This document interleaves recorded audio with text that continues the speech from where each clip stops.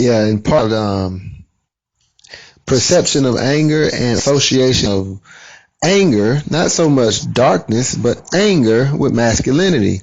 And see, there's a 3-step process that goes on in the minds often of not just non-black people, but often other black people will often be aggressive and in many cases non-sympathetic toward other black people. I think this massively plays a role into why we tend to be divided into small groups, because I don't think that across a distance that when a black man or a black woman looks at other black people in massive number in a large gathering or in a nation state sense, I don't think black people are able to show one another the levels of sympathy and care for single black people with a little bit of power to look at their fellow pitch black people and do for everybody. So we tend to get along in small circles in which everybody can see one another.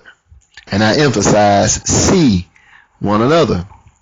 Anyways, when a person is pitch black, as I talked about in part 1, people can't see their facial symmetry. So often, if that person is not smiling, i.e., doing something to physically contract what a person's what goes on in a person's psychological mind, when they look at a pitch black person, if that person isn't smiling, that it'll be perceived that that person is angry.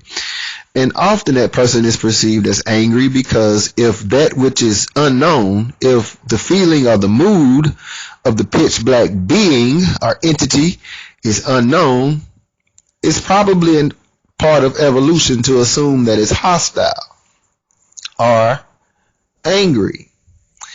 Now, let's look at in American consumer culture how anger has been associated with masculinity. There's a local place that sells scooters, little bitty scooters. A lot of guys that are, very efficient, like to save money, buy them, and but they consider a nerd machine. But a lot of guys, but in order to get more men to buy the scooter, the local put up commercials, and they made the scooters black and red, and they put these little designs on them that were basically angry faces to masculinize them. So anger is associated with masculinity. Think about Yosemite Sam. There are so many people who wear, Yosemite Sam shirts, Yosemite Sam stickers on their vehicle, their mud flaps, Yosemite Sam back off. He's hostile. And he's the masculine Western little cartoon redneck or whatever, out there in the Midwest, cowboy, frontiersman or whatever. And he's considered masculine, but he's also angry all the time. So his anger is associated or connected to his masculinity.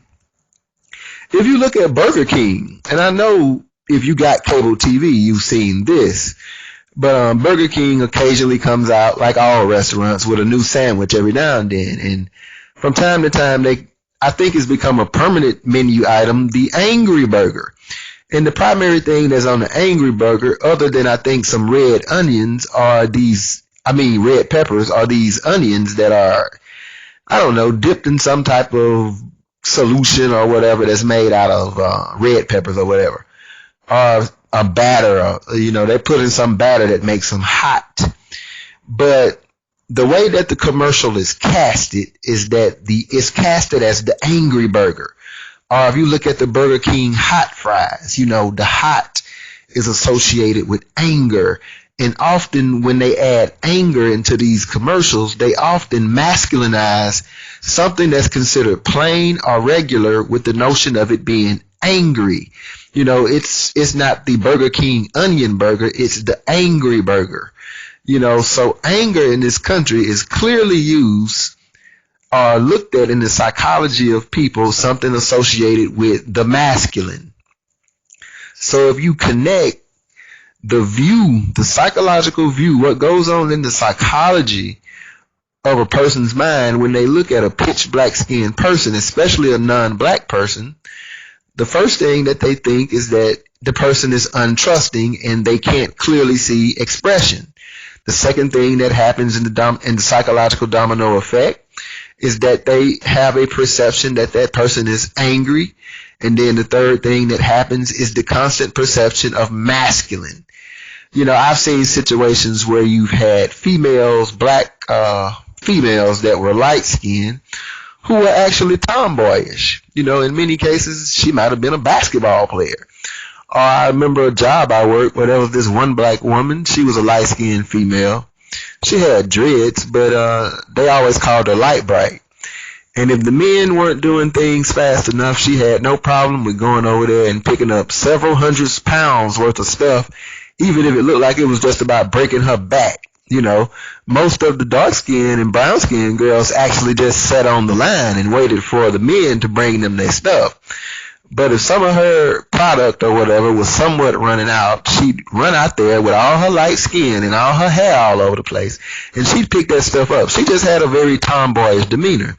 But that never ever stopped her from being flirted with, from being just a privileged female who could probably snatch up most brown-skinned to dark-skinned black dudes.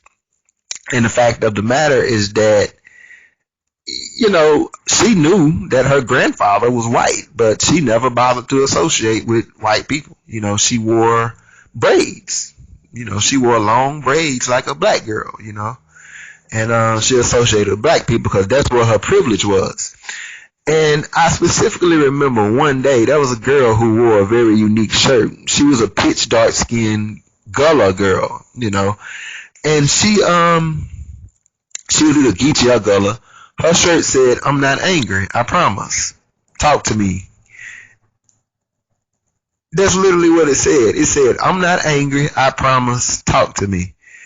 And, I wish I would have had my camera and just took a picture of that female, because I would have literally used her to the thumbnail to this video as evidence, because she was a female who was 30 on the dot. And throughout all her life, in order for her to even put on a shirt like that to say that, she has had to deal near constantly with people always asking her. And I remember, there was this one very color-struck Afro-American man who worked alongside with her, who seems like whenever she went to the bathroom and came back, whenever she came back through the door, he would always say, "Look at the general coming up in here, Command Sergeant Major." He'd always just associate her with being masculine, but he'd always be in this lighter skinned girl's face, calling her light bright and always trying to flirt with her. He bought her lunch and everything. She never had it happen to her that any of these black men associated her, because she was extremely light-skinned. She was extremely, almost white-looking, light-skinned person. But she, along with many lighter-skinned women, you can often see them even express themselves in ways that are often hostile and, a bit snappy and attitudey, and still get the benefit of the doubt. The angry Latino woman is just considered spicy. The white girl who's angry is considered, she's really hot, get out of her way.